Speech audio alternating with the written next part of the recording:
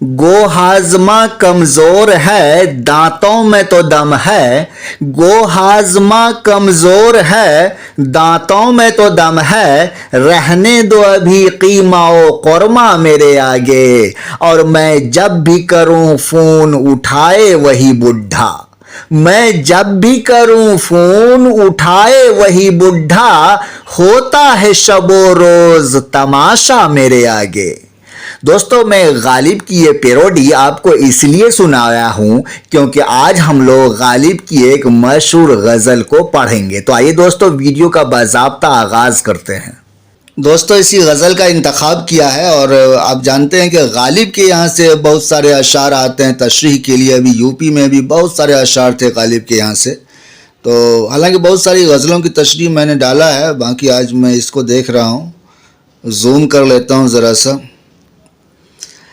ये मतला का शेर है और आसान है, बहुत ज़्यादा पेचीदा ख्याल नहीं है, लेकिन बहुत सतही ख्याल भी नहीं है। देखिए, कह रहा है कि दोस्त गमखारी में मेरी साई फरमावेंगे क्या, जख्म के भरते तलक नाखून न बढ़ जावेंगे क्या। तो शायर कहता है, दोस्तों पर शक कर रहा है कि क्या दोस्त जो है, दोस्त हमारे गम खारी में, गम खारी, गम और खारी खुर्दन खाना यानी कम करना, तो जो है दोस्त लोग हमारे गम को कम करने में मेरी मदद फरमावेंगे क्या। सही कहते हैं, मदद को आप जानते हैं कि फरमावेंगे क्या, नहीं कि एक तरह से शक है गालिब के अंदर, शायर के अंदर शक है कि क्या मदद फरमावेंगे, क्योंकि हर कोई दोस्त नहीं मदद करता है। और ज़ख्म के भरते तलक नाखून न बढ़ जावेंगे क्या, कि एक तंज भी कर रहा है कि जब तक मेरा ज़ख्म भरेगा तब तक मेरे दोस्तों का नाखून न बढ़ जावेंगे क्या। मतलब नाखून बढ़ जाता है और वो मेरे ज़ख्म को फिर से कुरेद देता है और ज़ख्म मेरा जो है हरा हो जाता है। तो इसलिए शायर कह रहा है कि दोस्तों पर, कि दोस्त जो हैं वो क्या मेरी मदद फरमाएंगे मेरे गम में, बल्कि दोस्तों के तो नाखून बढ़ जाते हैं मेरे ज़ख्म को भरने से पहले पहले ही, कि मेरा ज़ख्म भरने वाला होता है कि वो मेरे ज़ख्म को फिर से कुरेद देते हैं। देखिए, बेनियाजी हद से गुजरी बंदा परवर कब तलक, हम कहेंगे हाल दिल और आप फरमावेंगे क्या। बेनियाजी हद से गुजरी बंदा परवर कब तलक, बेनियाजी बेतकल्लुफी है ना, बेफिक्री। बेनियाजी हद से गुजरी बंदा परवर कब तलक। बंदा परवर कहते हैं कि जैसे कि तकल्लुफ़ करना, बंदा परवर, परवर यानी कि परवर परवरिश को कहते हैं। बंदा परवर यानी कि जब कोई नया दोस्त बनता है तो हम तकल्लुफ़ करते हैं कि हाँ भाई ऐसे कर लो वैसे कर लो, लेकिन जब दोस्ती पुरानी हो जाती है तो हम बिल्कुल बेतकल्लुफ़ हो जाते हैं। हमारे अंदर कोई बंदा परवर नहीं होता है, बिल्कुल बेतकल्लुफ़ाना अंदाज में बात करते हैं। तो कह रहा है कि बेनियाजी हद से गुजरी। अब जो बेनियाजी है, बेतकल्लुफ़ी है, वो हद से ज़्यादा गुजर चुकी है। और बंदा परवर कब तलक, अब कब तक हम जो है तकल्लुफ़ से काम लें। और हम कहेंगे हाल दिल और आप फरमावेंगे क्या। हम तो अपना हाल दिल जो है कहेंगे, सुनाएंगे कि क्या मेरा हाल दिल है, और आप फरमावेंगे क्या का मतलब क्या आप भी अपना हाल दिल फरमाएंगे क्या, या आप भी अपना हाल दिल सुनाएंगे क्या। आगे देखिए, हजरत नासह गर आवें दीदा ओ दिल फर्श राह, कोई मुझको ये तो समझा दो कि समझावेंगे क्या। हज़रत नासा, आप जानते हैं बहुत इस्तेमाल होता है हज़रत नासा, यानी कि नसीहत करने वाला शायख, इस तरह से कि हज़रत नासा गर आवें दीदा ओ दिल फर्श राह, यानी कि हज़रत नासा अगर जो है कहीं पर फर्श राह यानी राह का फर्श, दीदा ओ दिल यानी कि जो नज़र आता हो, यानी कि कहने का मतलब ये है कि नासा अगर कहीं पर नज़र आता हो रास्ते में तो कोई मुझको ये तो समझा दो कि समझावेंगे क्या।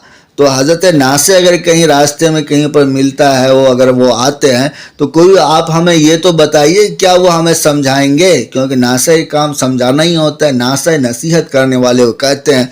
तो वही बात है यहाँ पे। मैंने आपको बताया है कि बहुत पेचीदा ख्याल नहीं है, और फिर भी ये गज़ल थोड़ी ठीक ठाक लगी मुझे, तो इस वजह से मैं इसकी तशरीह बना रहा हूँ। और तशरीह क्या है, कोई वैसा है नहीं कि मैं वैसी तशरीह करूं, लेकिन ये आसान ही है। आज वहाँ तेगो कफन बांधे हुए जाता हूँ मैं, عذر میرے قتل کرنے میں وہ اب لاویں گے کیا. کہہ رہا ہے کہ آج تو میں اپنا تیغ و کفن، تیغ کہتے ہیں تلوار کو، کفن تو کفن ہی ہے، کہ میں جو ہوں تلوار اور کفن لے کر کے جا رہا ہوں ان کی محفل میں.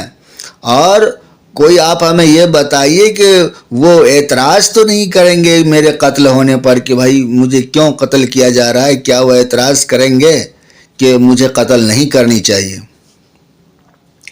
آگے آتے ہیں، فاسٹ چل رہے ہیں دوستو کیونکہ ہے نہیں کچھ ایسا خیال نہیں ہے کہ میں زیادہ ٹائم لوں آپ لوگوں کا.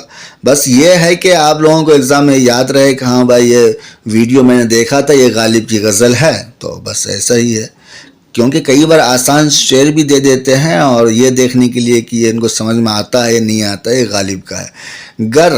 گر کیا ناسہ نے ہم کو قید اچھا یوں سہی، یہ جنون عشق کے انداز چھٹ جاویں گے کیا. گر کیا ناسہ نے ہم کو قید اچھا یوں سہی. کہہ رہا ہے کہ اگر ناصح نے، نصیحت کرنے والے نے، ناصح جو ہے محبت کے خلاف ہوتے ہیں، اردو شاعری کی میں بات کر رہا ہوں، وہ محبت کو پسند نہیں کرتے ہیں، وہ ہمیشہ جو ہے نصیحت کرتے رہتے ہیں کہ بھائی جو ہے محبت اچھی چیز نہیں ہے، اس طرح سے جو ہے نصیحت کرتے رہتے ہیں. تو ناصح جو ہے کئی بار جو ہے عشق کے خلاف بھی فتویٰ دیتے ہیں. تو گر کیا ناصح نے ہم کو قید اچھا یوں سے، اگر ناصح نے، نصیحت کرنے والے نے، شیخ نے جو ہے محبت کے دشمن نے ہمیں اگر قید کر دیا ہے تو کوئی بات نہیں، یہ بھی صحیح. اور کیا، یہ جنون عشق کے انداز چھٹ جاویں گے کیا. تو کیا ناصح کے قید کر دینے سے، ناصح نے جو ہمیں قید کر دیا ہے، تو کیا ناصح کے قید کر دینے سے یہ جو جنون عشق ہے میرے اندر، کیا یہ چھٹ جاویں گے؟ مطلب کہ ہٹ جائیں گے، ختم ہو جائیں گے؟ تو بالکل نہیں ختم ہوں گے. شاعر اس طرح سے سوالیہ انداز میں یہ سارے اشعار ہیں. دیکھیے، خانہ زاد زلف ہیں، خانہ زاد زلف ہیں، زنجیر سے بھاگیں گے کیوں، ہیں گرفتار وفا زندہ سے گھبراویں گے کیا. آسان سا شعر ہے کہ خانہ زاد زلف ہیں. خانہ زاد زلف کا مطلب یہ ہوا کہ زاد کہتے ہیں شہزاد، یا زاد کا مطلب ہوتا ہے پالا ہوا. خانہ زاد یعنی خانہ کہتے ہیں گھر کو، زلف تو زلف ہی ہے کہ خانہ زاد زلف ہیں. سوری، شاعر کہتا ہے کہ میں خانہ زاد زلف ہوں، میں تو زلف سے ہی گرا ہوا ہوں، میں تو اس گھر سے ہوں جہاں کے جو ہے جہاں میں نے زلفوں سے کھیلا ہے، زلفوں کے گرفت میں رہا ہوں، تو مجھے جو ہے زنجیر سے بھاگنے کی کیا ضرورت ہے. جو کہ محبوب کے زلفوں کے گرفت میں ہو، محبوب کے زلفوں سے جو آلریڈی جکڑا ہوا ہو، تو اس کو زنجیر سے بھاگنے کی کیا ضرورت ہے، زنجیر سے ڈرنے کی کیا ضرورت ہے. ہے گرفتار وفا زندہ سے گھبراویں گے کیا. ہم تو وفا کے گرفتار ہیں، وفا میں گرفتار ہیں، تو ہمیں زندہ یعنی قید خانے سے ہم کیوں گھبرائیں. دیکھیے اس شعر میں آخری شعر ہے اب اس معمورہ میں قحط غم الفت اسد، ہم نے یہ مانا کہ دلی میں رہیں کھاویں گے کیا. تو ہے اس معمورہ، معمورہ کہتے ہیں اس جگہ کو جہاں کسی چیز کا پروڈکشن ہوتا ہے، اناج کو پیدا کیا جاتا ہے، تو معمورہ ہے. تو ہے اس کھیت بھی آپ لے سکتے ہیں، مطلب ہے اب اس معمورہ میں قحط غم الفت. قحط غم الفت، قحط تو قحط ہی ہے، غم الفت تو غم الفت ہے. کیا مطلب؟ الفت کا غم، محبت کا غم. تو کہہ رہا ہے کہ یہ جو کھیت ہے، تو اس کھیت میں اب کیا ہے، یا جو بھی اناج پیدا کرنے کی جگہ ہے، تو یہاں پہ کیا ہے، قحط پڑا ہوا ہے. کس چیز سے قحط ہے بھائی؟ غم الفت کا.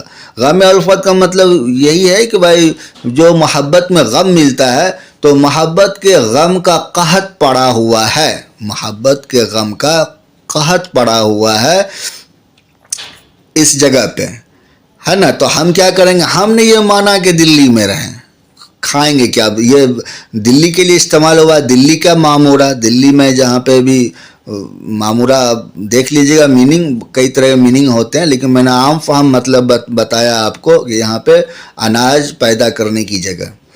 تو ہم نے یہ مانا کہ دلی میں رہیں، کھائیں گے کیا؟ مطلب شاعر صاحب شوخی ہے اس شعر میں. شاعر صاحب یہ کہنا چاہ رہے ہیں کہ بھائی ہم تو جو ہے ہم تو اناج نہیں کھاتے، ہم تو روٹی چاول نہیں کھاتے ہیں، میرا کھانا تو وہ غم ہے جو محبت میں ملتا ہے، اور یہاں تو جو ہے دلی میں محبت کے غم کا قحط پڑا ہوا ہے، تو ہم دلی میں رہیں گے وہ تو ٹھیک ہے لیکن کھائیں گے کیا؟ تو اس طرح کی بات شاعر نے اس غزل میں کی ہے، مطلب اس شعر میں. اور اوپر کے تو آپ نے دیکھ ہی لیا ہے. تو کچھ اشعار یاد رکھیے، یہ شعر بہت مشہور ہے. اور ایک آپ ایسا شعر بھی یاد رکھیے جس میں کہ تخلص اسد کیا گیا. اور دیکھیے یہاں اسد تخلص ہے، آپ کمنٹ باکس میں لکھیے کہ غالب نے جو ہے کیوں جو ہے اپنا تخلص جو ہے اسد سے غالب کر لیا. پہلے ان کا تخلص اسد تھا تو کیوں غالب کر لیا، اس بات کو آپ کو لکھنا ہے، کس کے کہنے پر اور کیوں، کیا وجہ تھی. ایک تو یہ ہو گیا. دوسرا یہ کہ ایک شعر آپ ویسا یاد رکھیے جس میں غالب نے اپنا تخلص اسد کیا ہو. ایسا شعر ایک آپ کو یاد رکھنا ہے جس میں غالب نے اپنا تخلص اسد کیا ہو، غالب کا تخلص اسد ہو، ویسا ایک شعر آپ کو یاد رکھنا ہے. مطلب کہ ایمرجنسی کے لیے کہیں انٹرویو میں پوچھ جائے غالب کا ایک ایسا شعر سنائے جس میں انہوں نے اپنا تخلص اسد کیا ہو، اور کچھ معلوم نہیں ہے نا کیا پوچھے. اگر پوچھ دیا ایسا تو آپ کو یاد رہے گا تو آپ سنا دیجئے گا، اور نہیں رہے گا یاد تو مطلب اچھا نہیں ہوگا، وہاں پہ امپریشن خراب ہو جائے گا کہ وہ 2 آپشن لے کے جا رہے ہیں اور آپ کو یہ معلوم نہیں کہ غالب کے کسی کون سے شعر، کون سا ایسا مقطع ہے جس میں اسد تخلص کیا ہے. تو یہ یاد رکھ لیجئے گا. یہ نہیں، اگر آپ کو یہ یاد رہے تو یہ نہیں تو کوئی اور بہتوں اشعار ہیں غالب کے ہیں جس میں اسد تخلص کیا ہے کہ ہم نے بچپن میں لڑکپن میں اسد سنگ اٹھایا تھا کہ گھر یاد آیا. وہ غزل ہے، آپ پڑھ لیجئے گا، وہاں بھی ہے. شاید اس غزل کا تشریح میں نے نہیں کیا ہے تو وہ بھی میں کسی دن لاؤں گا. اس طرح سے تو ہے، بہت وہ بھی مشہور غزل ہے. تو ٹھیک ہے دوستو، چلیے ملتے ہیں نئے ویڈیو میں.